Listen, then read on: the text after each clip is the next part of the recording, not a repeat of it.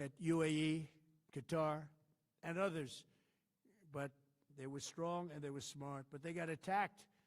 Nobody, when I first heard it, I said, no, somebody made a mistake. There was no mistake. UAE had over 1,000 missiles shot at it, knocked them almost all down. On the very first day I came down the escalator in 2015, I said, quote, I will stop Iran from getting nuclear weapons. And all I'm doing is keeping my promise. Think of that. That was in 2015. I said it. It was a threat then and a much bigger threat now, but no longer a threat, not for a long time anyway. We want to keep it that way. As we continue Operation Epic Fury, we're also focused on keeping energy and oil flowing to the world. And I will not allow a terrorist regime to hold the world hostage and attempt to stop the globe's oil supply. And if Iran does anything to do that, they'll get hit at a much, much harder level. I will take out those targets that were easy and that I mentioned just before. We'll take them out so quickly, they'll never be able to recover, ever. If they want to play that game, they better not play that game. In the long run, oil supplies will be dramatically more secure without the threat of Iranian ships, drones, missiles, nuclear menace, or anything. So the Strait of Hormuz is going to remain safe. We have a lot of Navy ships there. We have the best equipment in the world, inspecting for mines. Again, most of their ships are down at the bottom of the sea, but we will hit them so hard that it will not be possible for them or anybody else helping them to ever recover that section of the world if they do anything. In recent years, the regime and its terror proxies have launched attacks on hundreds of commercial vessels. We're putting an end to all of this threat once and for all, and the result will be lower oil prices, oil and gas prices for American families. We've done that. We've done it. We've brought it very low. This was just an excursion into something that had to be done. We're getting very close to finishing that, too. In the meantime, during this brief disruption, the United States is offering political risk insurance to any tankers operating in the Gulf. So we're putting up risk insurance. We'll perhaps go alongside of them for protection. We don't think it'll be necessary if it is. And if they do anything, the price will be incalculable. It will be so great that they will have wished they never did it, because you have to keep the straits flowing. With all of that, it affects other countries much more than it does the United States. It doesn't really affect us. We have so much oil. We have tremendous oil and gas, much more than we need. We have Venezuela now as our new partner, great partner. They've worked out so wonderful. We're working with the administration, the president, and it's a massive source of oil, gas, everything.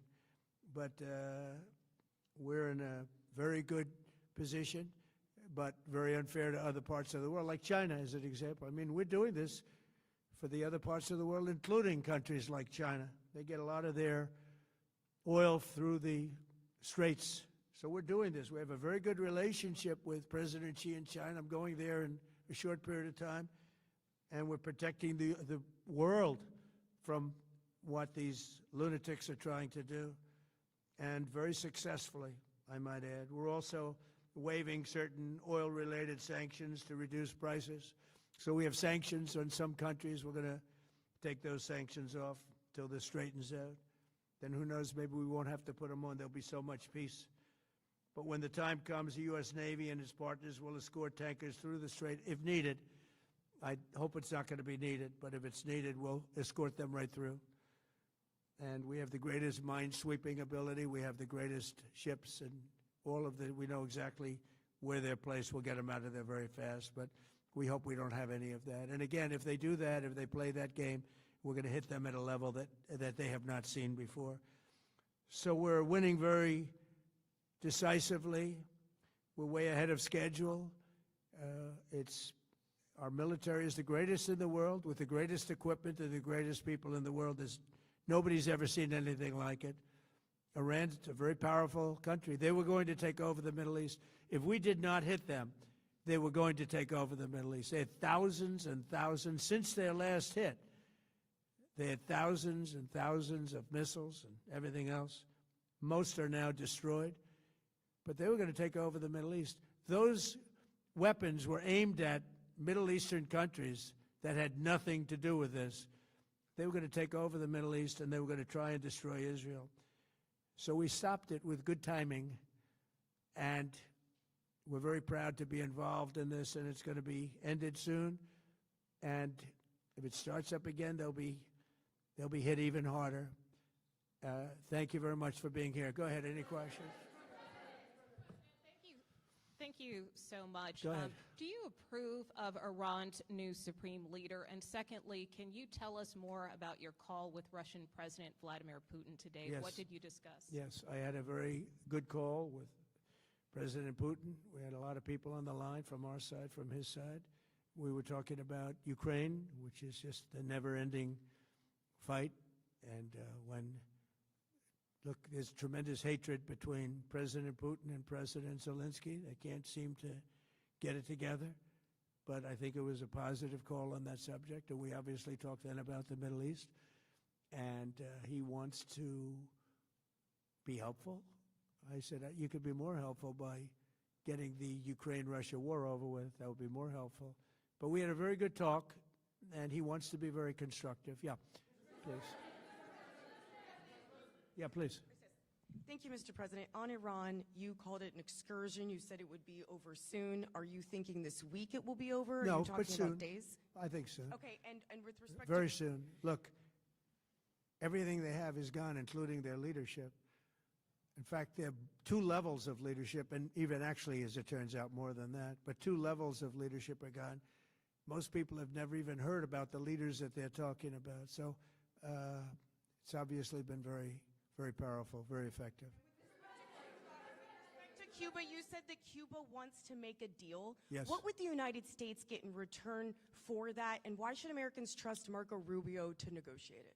Well, Marco Rubio is doing a great job. I think he's going to go down as the greatest Secretary of State in history.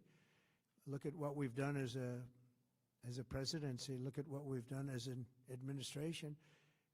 They trust Marco, and so do the American people trust. He's been successful no matter where he's been. He also speaks the language, which is always nice and always helpful. But he's dealing, and it may be a friendly takeover. It may not be a friendly takeover. It wouldn't matter, because they're down to, as they say, fumes. They have no energy. They have no money. They're in deep trouble on a humanitarian basis. And we don't want to see that, but they were very, very bad to a lot of people, as you know, and a lot of people living the Cuban-American vote, which I got at record levels. Very important. Those people are very important to me. I know what they went through. They went through hell.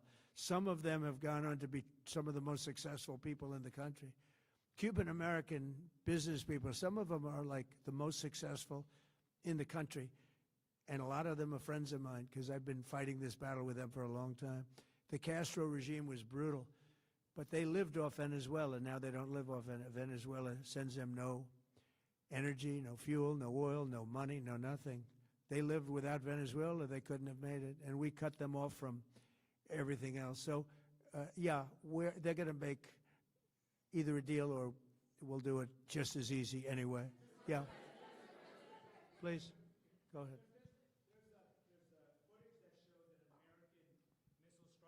Tomahawk missile likely destroyed that Iranian girls' school. So will the U.S. accept any responsibility? Well, I haven't seen it, and I will say that the Tomahawk, which is one of the most powerful weapons around, is used by, is sold and used by other countries, you know that. And whether it's Iran, who also has some Tomahawks, they wish they had more, but whether it's Iran or somebody else, the fact that a Tomahawk is very generic. It's sold to other countries, but that's being investigated right now. Yeah, please. Thank you. Mr. President, you've said the war is, quote, very complete, but your defense secretary says this is just the beginning. So which is it, and how long should Americans be prepared Well, I think for you could this war say to it last both. for? It's the beginning of building a new country, but they have no Navy, they have no Air Force. They have no anti-aircraft equipment. It's all been blown up. They have no radar. They have no telecommunications. And they have no leadership. It's all gone. So, you know, you could look at that statement. We could call it a tremendous success right now as we leave here. I could call it, or we could go further, and we're going to go further. But the big risk on that war has been over for 3 days. We wiped them out in the first 2 days. When you think about it, it's incredible. We wiped out a big Navy, very powerful Navy. You know, these were ships, these were serious ships. These were ships that you buy when you want to win battles. They're all on the bottom floor. The sailors are all running off their ships. They refuse to get on the ships. The Air Force is gone. Everything's gone. The missiles are down to a trickle. The drones are down to probably 25%, and they'll soon be down to nothing. We'll have where they manufactured the drones are under fire as we speak. They're being hit. So the rest is going to be determination as to my attitude, along with the people in the Trump administration, what we want to do. Thank you. Yeah, please. Can I ask you, you mentioned you were going to waive certain additional oil waivers or sanctions. Can you talk a little bit more about that and address in particular? Well, we're looking to considering keep the measures oil prices down. We went artificially up because of this excursion into a very positive thing. I mean, this was an excursion that a lot of people wouldn't have done. I knew oil prices would go up if I did this, and they've gone up probably less than I thought they'd go up. But I don't think anybody thought we were going to be this quickly successful. This was a military success, the likes of which people haven't seen. We have the best military. We have the best equipment. We have, I believe, the best generals. We have the best. And this went very quickly.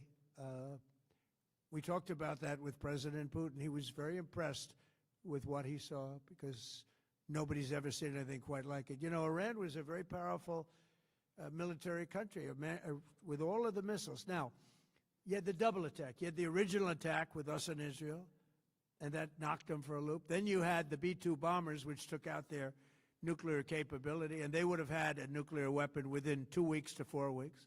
And they would have used it long before this press conference.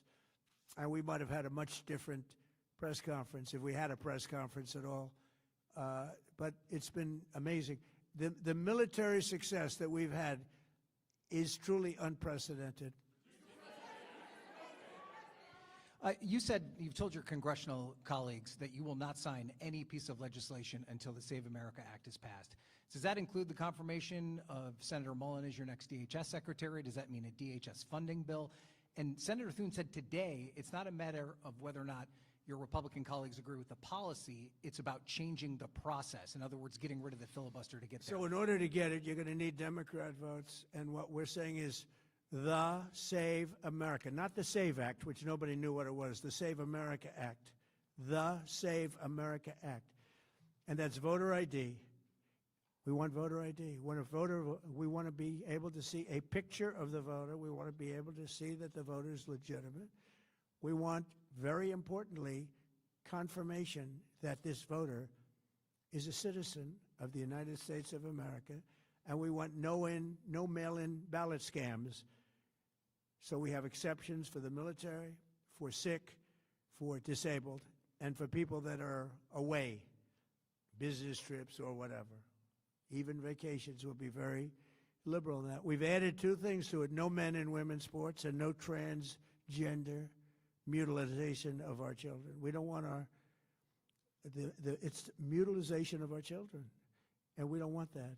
So we added those 2 things. That's the 5 points. We have 5 very good points. It polls at 86% with Democrats. Think of that. The overall vote is 86%. With Republicans, it's 98%. And the only one opposed to it is a Democrat leadership because they cheat. They want to cheat. So we added those 2 points. We're going for the gold, and we're going to have to fight like hell. Now, certain things will happen. Certain things will take place. I'm here to do a great job for the country. But we don't have a country if we're going to have elections that are so corrupt and so dishonest, like we've witnessed over the last period of time. You know, as an example, virtually nobody has nobody has a system of mail-in ballots like we have. No other country in the world. France went away from it. They all went, you know why? Because it's corrupt. And Jimmy Carter, when he had a commission, frankly, I think it's probably the best thing Jimmy Carter did. He said, you can't have mail-in voting because it's inherently dishonest. And it's turned out to be totally dishonest, so we're going to fight for it. Yeah. Has Iran activated any sleeper cells inside the U.S.? There's reports that they have pressed that trigger button to activate those cells, at least abroad. Well, they've been trying for a long time. We've been very much on top of it. One of the things we have to do is get the Democrats to stop the Democrat shutdown, because, as you know, the apparatus that looks into that, Schumer and the Democrats have shut it down, which tells you they probably hate our country a lot. But the Democrats have to open that up. But we've got very, very good intelligence into that. We know a lot of different things that have happened that have been very bad. A lot of them came in during the Biden open border period, but we have them under, we've got them, we're watching every single one of them. Yeah, we know a lot about them. The biggest problem we have is the Democrat shutdown. We know a lot about them, but the shutdown doesn't allow us to do what we have to do. Do you have to take him out? Does he have a target on his back? You mean the new Supreme Leader? You mean the son? How can there be an Iran with Well, another I don't Ayatollah? want to say that, but you know, I was disappointed because we think it's going to lead to just more of the same problem for the country. So I was disappointed to see their choice. Thank you, sir. You've said you have someone in mind to be the new Iranian leadership, if not the Ayatollah's son. What are you looking for in that person? Are you looking at someone internal, given that you just said that their leadership has been I decimated like the and idea wiped of out? internal and eternal, come to think of it. But I like the idea of internal because it works well. I mean, I think we've proven that so far in Venezuela. We have a woman, Delcy, who has been, president of the country, very respected, she's doing a great job. And it's, no disruption. We had, as you remember, Iraq, where everybody got fired. The military got fired, the police got fired, the politicians got fired. There was nobody. And you know what they turned into? ISIS. And we don't want that. We don't want that. So I would like to see people that are inside go. Now, they talk about the son of the Shah. They talk about other people. But, hasn't been there in many, many years. We have a formula that's been very good so far, and I think it'll continue to be good. The relationship is extraordinary with Venezuela, smart country. We've taken out 100 million barrels of oil. It's right now in Houston being taken care of and made so beautiful. And you have to see this at work. They have, it's brought to the refineries. It's being refined in Houston, which is made exactly for that product. And so far, but it's 100 million barrels of oil, and now they have another 100 million barrels coming. And it's like a partnership. We're getting along so well with them. It's great for Venezuela, and it's great for the United States. Yeah, please go ahead. Mr. President, you just suggested that Iran somehow got its hands on a tomahawk and bombed its own elementary school on the first day of the war. But you're the only person in your government saying this. Even your defense secretary wouldn't say that when he was asked, standing over your shoulder on your plane on Saturday. Why are you the only person saying this? Because I just don't know enough about it. I think it's something that I was told is under investigation. But tomahawks are used by others, as you know. Numerous other nations have tomahawks. They buy them from us.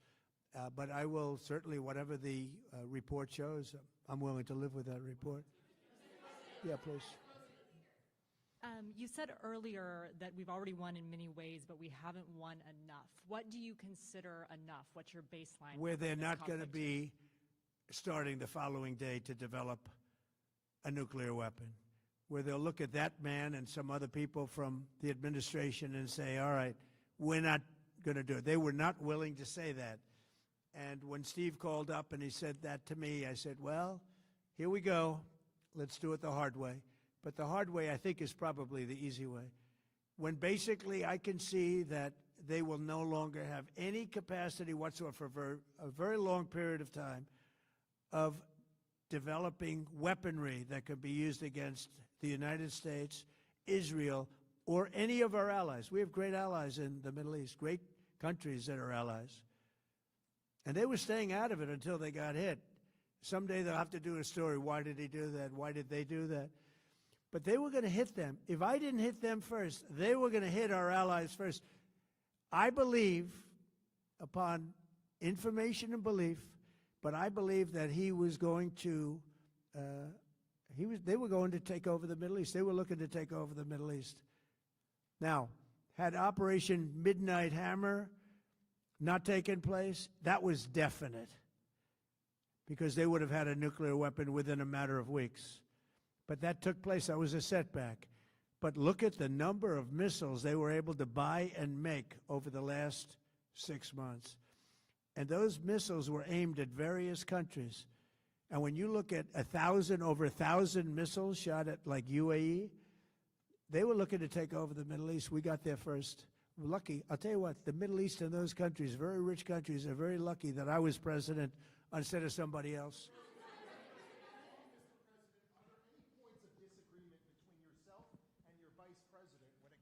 U.S. action in Iran?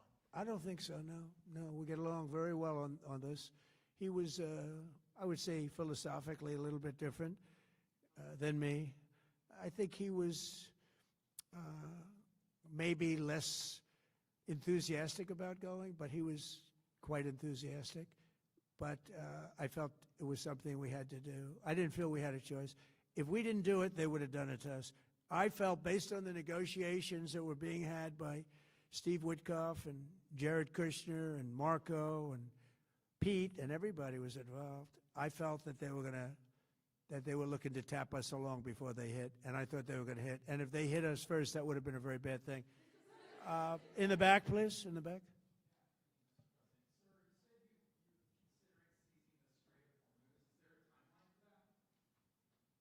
About the Strait, you mean? Yeah, well, I want to keep it open. I want to keep it good. You know, it doesn't pertain to us so much as it does to China. We're really helping China here and other countries because they get a lot of their energy from the Straits. But, hey, look, we have a good relationship with China. It's my honor to do it. Yeah. You have called him an unacceptable choice. So does he have a target on his back, and how can you say I don't want to say whether or not he does, because that would be inappropriate. But, hey, look, I had a target on my back because, as you people wrote pretty well, they caught the assassin that was after me. So we just got them first, but they caught the assassin. They have him now in custody that was after me. So, you know, but people don't like to mention that, but they did catch him. And I'd like to congratulate our military, Secret Service, FBI, all of the people that worked on that, but they did. Yeah, please. Go ahead. No, go ahead, please. Thank you, Mr. President. You promised the Iranian people you would help them, but it sounds like you're willing to end this fight after your military objectives have wrapped up. Isn't that a betrayal of the people? Will I help them? I'd like to, if they can behave, but they've been very menacing. You know, they're great people. They have an amazing population. It's amazing, smart, brilliant, energetic. They have a great, I'd love to help them, but they have to be in a system that allows them to be helped. And right now they're in a system that only allows failure. And I don't want that. And I want a system that's not going to be attacking us. We want a system that can lead to many years of peace. And if we can't have that, we might as well get it over with right now. Yeah, please. President, as of today, there have been 8 U.S. military fatalities associated with the war in Iran. How many American deaths are you willing to have in this war? Well, as I said before, when you have conflicts like this, you always have death. And I was at Dover yesterday. I met the parents, and they were unbelievable people. They were unbelievable people, but they all had one thing in common. They said to me one thing, every single one: finish the job, sir. Please finish the job. And I'll leave you at that. Thank you very much, everybody. Thank you.